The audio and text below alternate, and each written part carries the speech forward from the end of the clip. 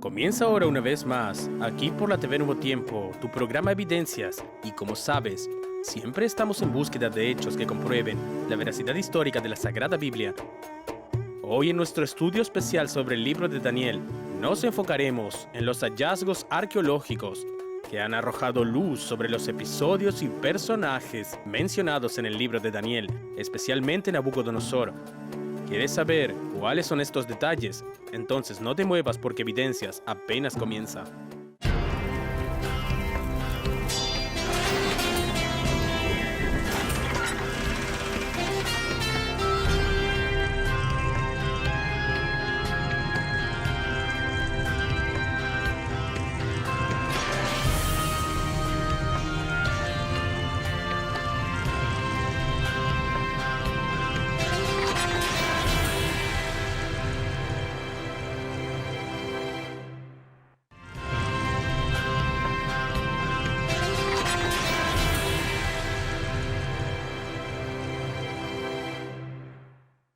De regreso con el programa Evidencias, y si aún no pediste o solicitaste tu guía de estudios especial, aquí está tu oportunidad.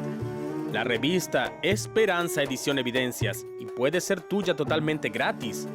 Solo pídela al +55 12 98 100 14 60 o entrar a la página nuevotiempo.org/escuela bíblica que aparece aquí en pantalla. También puedes usar la cámara de tu celular para escanear el código QR que aparece aquí en pantalla, completar el formulario y Evidencias llegará a tu casa. Bien, comenzando nuestro asunto de hoy, podría decir que Daniel es uno de los libros complejos que no solo llaman la atención, sino que también desafían nuestra lógica, nuestra inteligencia. No se puede simplemente predicar sobre Daniel mientras se lo estudia.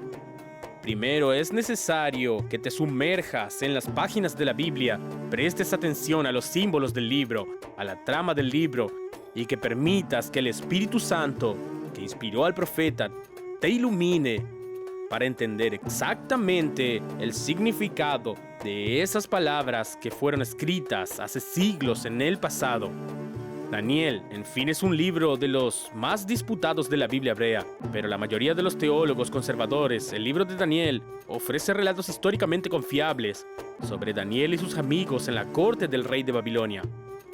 Pero también presenta profecías genuinas con detalles impresionantes. Muchas de ellas ya se cumplieron en la historia y otras aún están por cumplirse.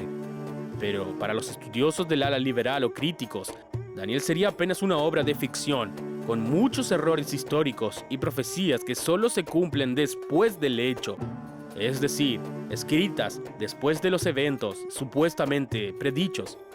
En programas anteriores he argumentado exhaustivamente sobre las críticas planteadas sobre la historicidad del libro de Daniel, pero aún así es difícil encontrar personas que argumenten que poco importa teológicamente si el libro de Daniel es historia o ficción.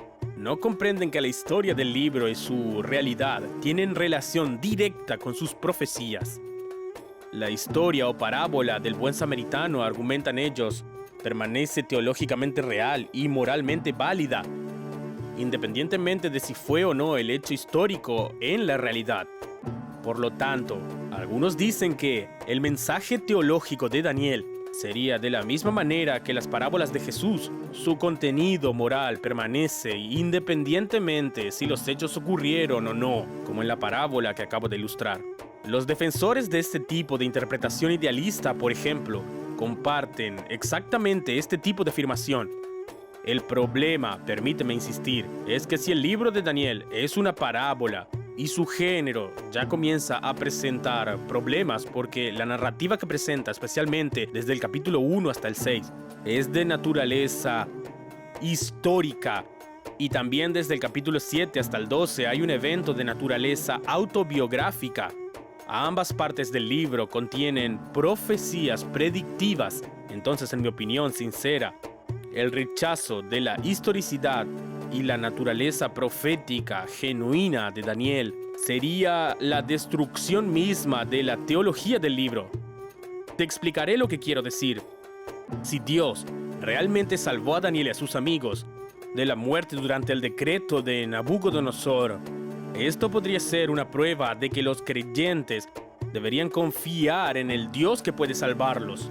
Ahora, si Daniel es solo una novela, un libro ficticio, entonces ese suceso no prueba nada. Además, si Daniel es un personaje que nunca existió, que nunca escribió nada sobre el futuro o sobre la abominación de la desolación, esto implicaría decir que Jesús se equivocó al afirmar que Daniel habló sobre esto. Lo puedes ver en Mateo capítulo 24, versículo 15, una conclusión, por supuesto, con implicaciones cristológicas muy peligrosas. Peligrosas al menos para teólogos que, a pesar de decirse liberales, aún se programan cristianos. Es decir, personas que profesan la fe de Cristo Jesús, pero que llegan a conclusiones que corregían a Él. Imagínalo, el propio dicho de Jesús. Por otro lado, sin embargo, si las profecías de Daniel son históricas, si son reales, así como la historia que presenta, entonces esas profecías estarían entre las predicciones más detalladas que tenemos en la Biblia, demostrando de forma clara que Dios realmente tiene conocimiento previo del futuro y puede revelárselo a sus criaturas. Esto también ilustra el carácter sobrenatural de la profecía bíblica, que es diferente de una adivinología, por decirlo así. El libro de Daniel comienza con un tono histórico. Leeré Daniel capítulo 1, versículo 1 y dice así: En el año tercero del reinado de Joacim, rey de Judá, vino Nabucodonosor, rey de Babilonia, a Jerusalén y la sitió. El Señor entregó en sus manos a Joacim, rey de Judá, y parte de los utensilios de la casa de Dios, y los trajo a la tierra de Sinar, a la casa de su Dios, y colocó los utensilios en la casa del tesoro de su Dios. Daniel capítulo 1, versos 1 y 2. Como puedes ver, esta es una nota histórica que cuenta el primer ataque militar de Nabucodonosor sobre Jerusalén y las consecuencias que surgieron de ello. Pero, para entender el contexto de este episodio que acabo de leer, debemos retroceder en el tiempo y explicar otros acontecimientos previos. Vamos. El ataque mencionado en Daniel capítulo 1, verso 1 ocurrió en el 605 a.C. En el cuarto programa de esta serie, expliqué las razones históricas de esta fecha, así como la forma en que podemos responder a algunos críticos que dudan de su historicidad. Por cierto, si no has visto este y los demás programas, vale la pena verlos de nuevo en YouTube en el canal de Evidencias NT. Continuemos. 117 años antes del ataque de Nabucodonosor a Jerusalén, los asirios habían invadido el norte y acabaron con 10 de las 12 tribus de Israel. El otro reino del sur fue perdonado, pero quedó como vasallo del imperio neoasirio. Y 8 años después de haber invadido Israel, que sería el reino del norte, los asirios también invadieron Judá. Esta historia está en 2 de Reyes, capítulo 18, verso 13. El rey asirio Sennacherib exigió al rey judío Ezequías un tributo de 30 talentos de oro y 300 talentos de plata. La Biblia dice que este tributo fue pagado, y aún así Sennacherib insistió en que la capital de Judá, Jerusalén, también se rindiera incondicionalmente ante él. Así fue como los habitantes de Judá fueron rehenes de Asiria, debiendo pagar pesados tributos anuales año tras año, solo para no ser invadidos, como sucedió con el norte. Como debes saber, según la Biblia, los israelitas o hebreos descendían de un solo progenitor. Me refiero a Jacob, que a su vez era hijo de Isaac y nieto de Abraham. Jacob tuvo 12 hijos, cada uno dio origen a una tribu. Al enfrentarse a un ángel en una lucha descomunal, Jacob fue renombrado con el nombre de Israel, que en hebreo significa el que luchó con Dios. Por lo tanto, los 12 hijos de Jacob corresponden a las futuras 12 tribus que ocuparían con Josué el territorio de Canaán. Ahora, 10 de esas 12 tribus fueron exiliadas por los conquistadores asirios que atacaron el norte por el año 722 a.C., quedando así solo las tribus de Benjamín y Judá que estaban en el reino del sur. Ahora, esto no significa que las 12 tribus se hayan perdido para siempre. Muchos lograron escapar del exilio de Asiria y migraron al sur, especialmente los levitas. Sin embargo, a partir de entonces, como Judá se convirtió en un reducto principal de todos los israelitas, todos estos sobrevivientes pasaron a ser conocidos como judíos, independientemente de la tribu a la que pertenecían. Y así ha sido hasta hoy.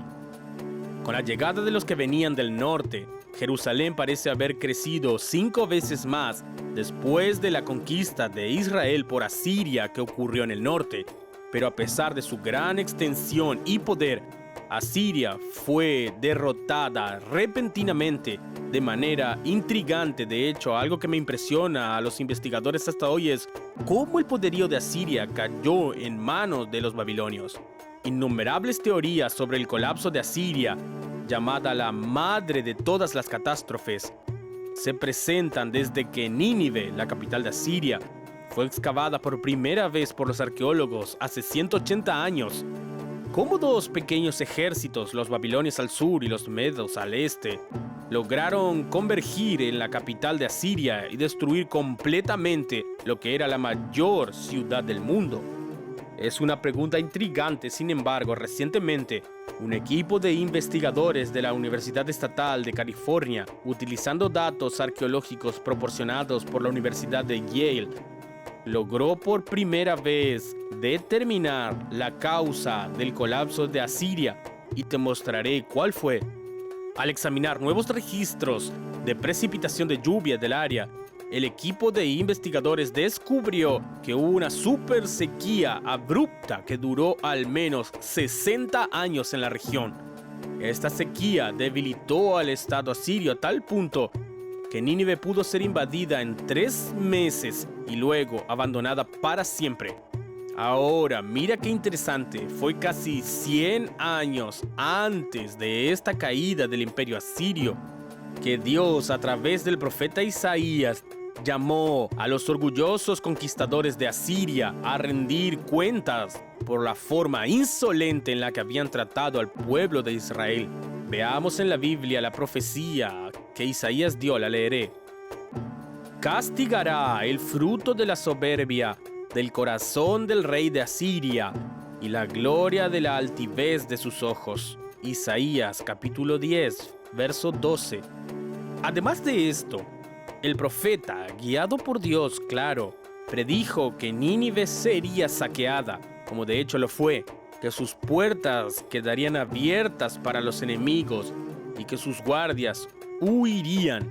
Por último, el profeta Sofonías, en otra profecía, escribió que la ciudad quedaría seca como un desierto, exactamente como descubrimientos recientes lo revelaron.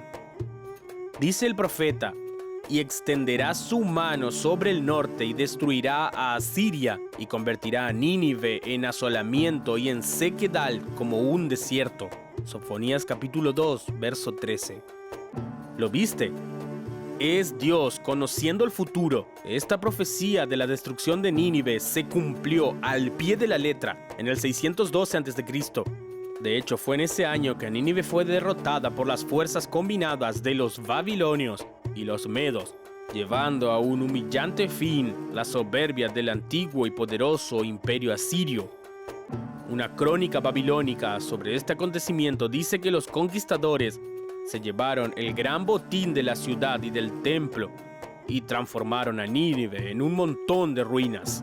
Hoy el lugar desolado donde estaba la antigua Nínive se destaca por un montón de ruinas a la orilla del río Tigris y del otro lado de la ciudad de Mosul, en la actual Irak. La formación del segundo imperio babilónico ocurrió en el mismo año que la caída de Nínive. Esto después que los caldeos derrotaran a los asirios. Entonces Babilonia pasó a ser dominada por los caldeos. Con la muerte del rey asirio Asurbanipal, el gobernante de Babilonia, Nabopolassar, reafirmó la alianza con los pueblos medos y persas y concretó la derrota definitiva de Asiria. Aunque el segundo imperio babilónico haya durado menos de un siglo, el hijo de Nabopolassar, Nabucodonosor, convirtió la ciudad de Babilonia en un verdadero centro cultural y arquitectónico y dominó la ciudad de Jerusalén, apresando al rey y a varios nobles que fueron llevados a la ciudad de Babilonia, hecho que quedó conocido en la historia como el cautiverio de Babilonia. Fue en este cautiverio que los judíos fueron dominados por el rey de Babilonia. Nabucodonosor, por lo tanto, se menciona unas 90 veces en las Escrituras y figura prominentemente en los libros de Segunda de Reyes, Segunda de Crónicas, Jeremías y Daniel. En Jeremías capítulo 4, verso 7, se le llama destruidor de naciones, una descripción adecuada, ya que la historia registra que Nabucodonosor extendió su imperio a través de conquistas que iban desde el Golfo Pérsico hasta el Mar Mediterráneo. En su apogeo, incluyó parte de los actuales Kuwait, Irak, Siria, Jordania, Israel, Líbano e incluso Turquía. El nombre Nabucodonosor, presente desde el inicio del libro de Daniel que te leí, nunca salió de la mente de los historiadores. Sin embargo, la absoluta ausencia de evidencias arqueológicas que señala su existencia parecía intrigante e impactante. Hasta que la arqueología logró probar su existencia, muchos hasta entonces cuestionaban si Nabucodonosor realmente había existido o si era solo un mito creado por la Biblia, así como el rey Arturo o los caballeros de la mesa redonda. Después de todo, decían los críticos, si Nabucodonosor realmente existió y construyó una metrópolis tan grande como la descrita por Heródoto, Beroso y hasta la Biblia, los restos de sus hazañas, sus palacios, ciertamente serían visibles en los alrededores de la Bagdad moderna, pero nadie encontraba nada allí donde estuvo la antigua Babilonia. Lo único visible que encontraban era un inmenso desierto bordeado por un río, con un monte polvoriento que los árabes tradicionalmente llamaban Babil.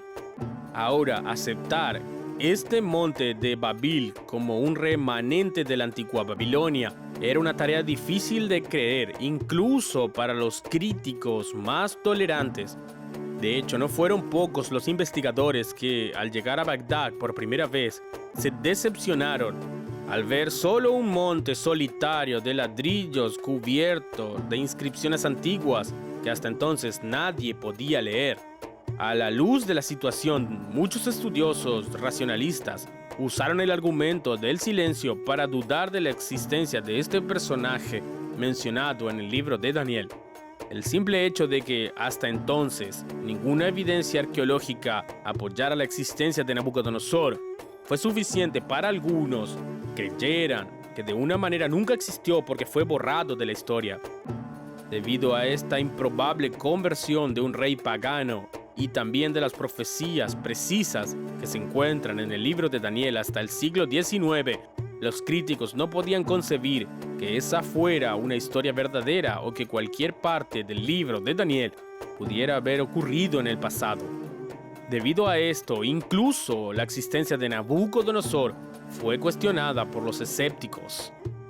Pero después del descubrimiento de las primeras evidencias de la existencia de la ciudad de Babilonia en el 1806, es evidencias que fueron excavadas por el arqueólogo Claudio James Rich, las cosas comenzaron a cambiar.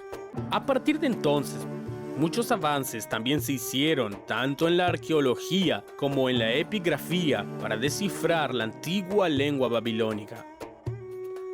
Cerca al cambio del siglo XIX al XX, más precisamente en 1899, mientras Robert Coldway excavaba las ruinas de Babilonia, cientos y cientos de ladrillos aparecían y eran encontrados, todos conteniendo el nombre de Nabucodonosor. Además, en 1956 se publicó el contenido de un grupo de tablillas cuneiforme que tardaron décadas en descifrarse. Eran las crónicas babilónicas. En este conjunto de documentos había, entre otras cosas, el relato de la destrucción de Jerusalén, que confirmaba la descripción bíblica del mismo evento. De hecho, yo mismo lo he contado algunas veces en conferencias e incluso en el programa Evidencias, pero no está de más repetir el privilegio que tuve de encontrar, localizar aquí en Brasil y traducir una de esas inscripciones originales que contenía el nombre de Nabucodonosor. Esa inscripción la puedes ver hoy en el MAB, El Museo de Arqueología Bíblica de la UNASP, Campus Engenheiro Coelho, Sao Paulo. Vale la pena visitar algún día nuestro museo. Pero primero te mostraré cuál era la inscripción que traduje y que tenía el nombre de Nabucodonosor. La pondré aquí en pantalla. Es esta piedra. En realidad es un ladrillo con escritura cuneiforme. Son 3 líneas de escritura. Y fue donada al Museo de Arqueología por el difunto profesor Paulo Barbosa. La inscripción en 3 líneas decía: yo soy Nabucodonosor, rey de Babilonia, proveedor de los templos de Eságuila y Ésida, y hijo primogénito de Nabopolassar, rey de Babilonia. El propio profesor Paulo Barbosa no sabía lo que estaba escrito en esas inscripciones, ni que hablaban de Nabucodonosor como siendo rey de Babilonia. Ahora, investigaciones posteriores que tuve la oportunidad de realizar junto al IP con sede en la USP revelaron otra cosa extraordinaria sobre esta inscripción. Primero, sería una inscripción externa del templo de Eságuila, y el templo de Eságuila es un lugar probable donde, según Daniel 1, versículo 2, Nabucodonosor llevó los utensilios sagrados del templo de Jerusalén y los expuso en la casa del tesoro de su propio Dios. Es decir, el propio Nabucodonosor hizo de ese templo de Eságuila un museo y, por ironías de la vida, años y siglos después de esa inscripción que Daniel leyó con sus propios ojos, llegó a Brasil a otro museo que, a diferencia del de Nabucodonosor, no denigra la historia de Daniel, sino que la enaltece la profecía contenida en este libro extraordinario. ¿No es así? ¿Te gustaría leer personalmente o ver personalmente la inscripción que Daniel pudo leer con sus propios ojos? Entonces haz planes para un día conocer el Museo de Arqueología Bíblica de la UNASP. Ahora, volviendo al final del siglo XIX, principios del siglo XX, incluso después de las primeras inscripciones acadianas fueron descifradas, publicadas y traducidas, revelando extensamente el nombre de Nabucodonosor escrito en los ladrillos, la existencia del rey mencionado en la Biblia aún persistía de manera clara, como siendo negada por algunos académicos. Lo vemos, miremos la pantalla. El que voy a mostrarte es el profesor Ernest Renan, un brillante profesor de hebreo, pero un crítico feroz de la historicidad de la Biblia. Ya anciano, inició una serie de análisis sobre la historia del pueblo de Israel, siempre con la intención de desmentir la historicidad del relato bíblico. En este análisis, el profesor Renan descubrió la reevaluación de estudios semíticos basados en nuevos descubrimientos arqueológicos. De hecho, incluso se negó a aceptar ciertas declaraciones de expertos en asiriología, además de disuadir al Museo del Louvre de adquirir nuevas inscripciones cuneiformes que se habían encontrado en Nínive y Tel el Amarna. Es decir, un hombre académicamente brillante, pero que por su prejuicio se volvió ciego. Sin embargo, contrariando la propuesta de ese escéptico, numerosos ladrillos con el nombre de Nabucodonosor comenzaron a surgir día tras día para ser almacenado en la reserva técnica de muchos museos a lo largo de la historia. Y estos ladrillos demostraron no solo que Nabucodonosor realmente existió, ya que le gustaba que su nombre se perpetuara en todo lo que hacía, sino que tenía un carácter exactamente idéntico al descrito en la Sagrada Biblia. Las inscripciones encontradas revelaron que las primeras ciudades que los caldeos tomaron después de la derrota de los asirios fueron las ciudades de Asur y Nínive, ciudades que tenían la biblioteca más grande de la antigüedad. Las conquistas realizadas por la expansión territorial babilónica también hicieron que Nabucodonosor adquiriera inmensas riquezas, lo que posibilitó la realización de grandiosas obras arquitectónicas, como por ejemplo el templo de Entemanac y los jardines colgantes de Babilonia. Nabucodonosor se preocupó mucho en crear una ciudad esplendorosa y también en ostentar su poder, característica que por cierto se presenta en Daniel capítulo 4, verso 30, y dice así: ¿no es esta la gran Babilonia que yo edifiqué para casa real con la fuerza de mi poder y para gloria de mi majestad? ¿Ves? La ciudad de Babilonia tiene una historia que se remonta a la antigüedad. Sin embargo, el libro de Daniel, en Daniel Nabucodonosor se muestra como alegando ser él mismo quien construyó Babilonia como residencia real para sí, fruto de su orgulloso imperio.